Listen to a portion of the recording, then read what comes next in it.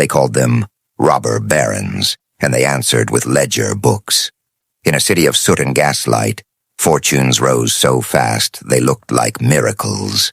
Then, almost as quickly, those fortunes hardened into fences of law and steel that kept the rest of the country outside. Wealth as spectacle. Power as a private industry. That is the paradox at the heart of the Gilded Age. America building itself into a modern economy and handing that build to a handful of men who treated the nation like their balance sheet.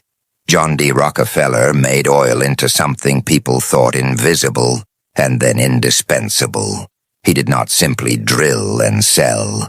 He studied costs like scripture, negotiated rebates that left competitors gasping, and folded rivals into his company until Standard Oil controlled pipelines, storage, refining, and distribution.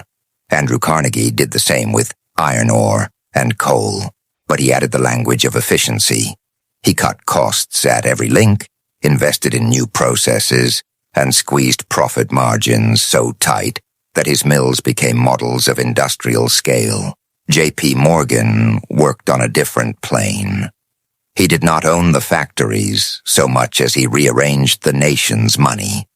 He pooled capital, bought competing companies, restructured debts, and when crises arrived, he tied frayed ends together with his own banking power. These men were not accidental rulers. They were architects of a new financial order. The great expansion of railroads, the shift from localized craft to mass production, and the rise of corporate law gave them tools.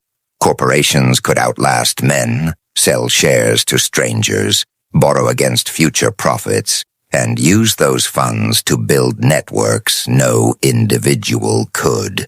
Railroads raised capital through bonds and land grants, and built empires of iron that required constant refinancing. That system produced astonishing growth, but it also produced shocks. When credit tightened, when wheat prices fell, when speculative schemes collapsed, whole industries trembled. Panics were not mere market missteps. They were social earthquakes that exposed how entangled everyday life had become with financial engineering. The drama of the Gilded Age plays best in contrasts. Picture the glittering rooms where railroad barons signed consolidation deals, bottles of claret sweating on the table, while a few blocks away families shared a single stove in a narrow tenement. The theater of capital had curtains and velvet, but the scene behind those curtains was child labor, brittle bones in mills, and strikes that turned into pitched battles. The Homestead conflict is one chapter every historian returns to. It was not only a clash over wages, it was a fight over the right of capital to reorganize work without oversight, and the price the public must sometimes pay for industrial discipline.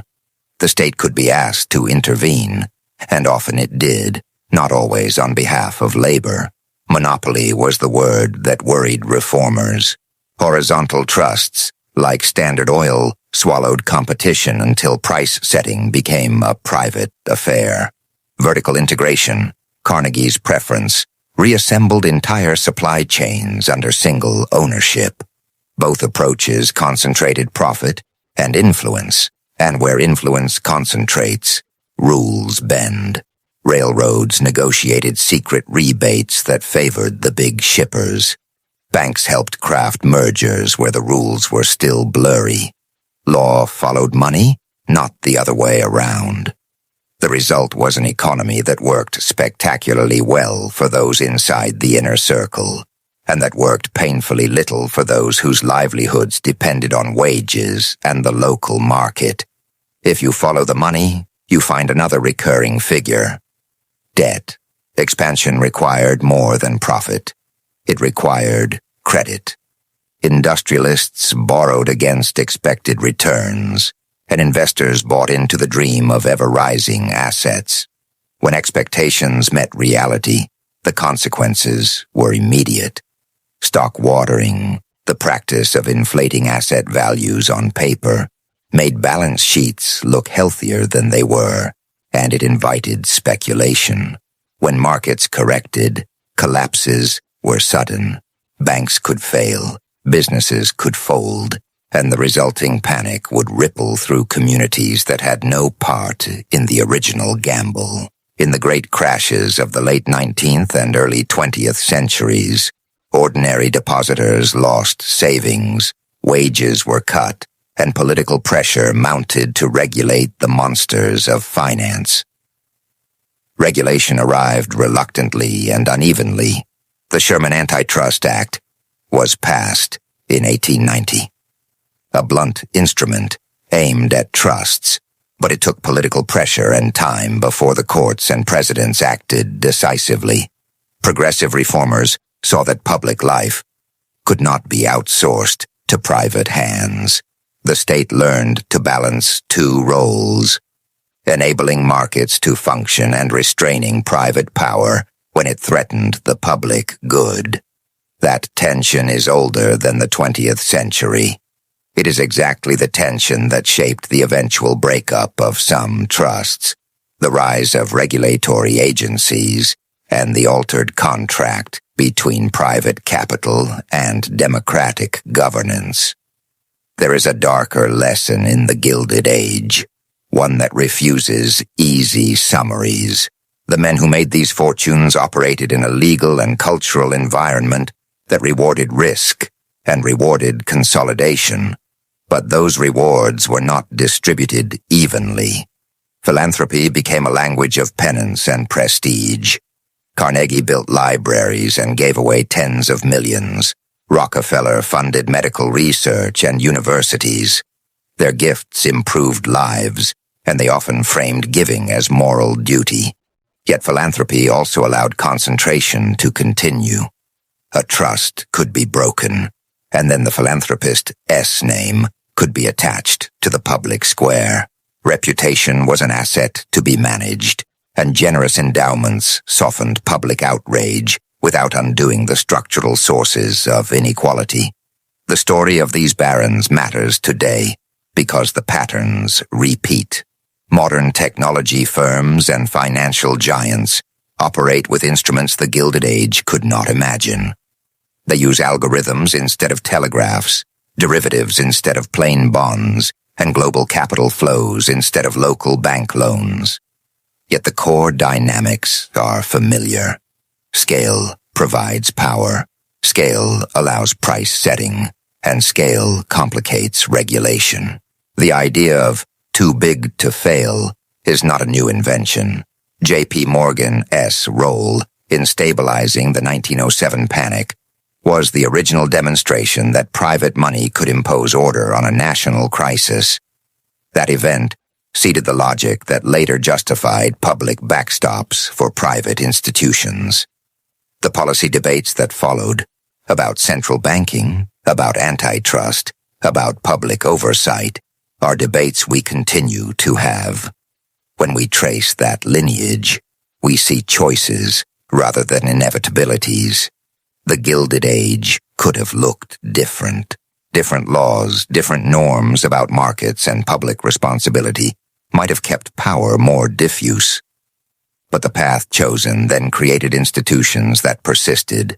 Corporations grew in size and legitimacy. Investment banks became gatekeepers of industry, and society adapted to the rhythm of boom and bust. Building safety nets only after successive shocks made the costs impossible to ignore. The picture is not only grim. The United States did industrialize, invent, and create a global economy. The railroads knit together a continent. Steel made skyscrapers and bridges possible.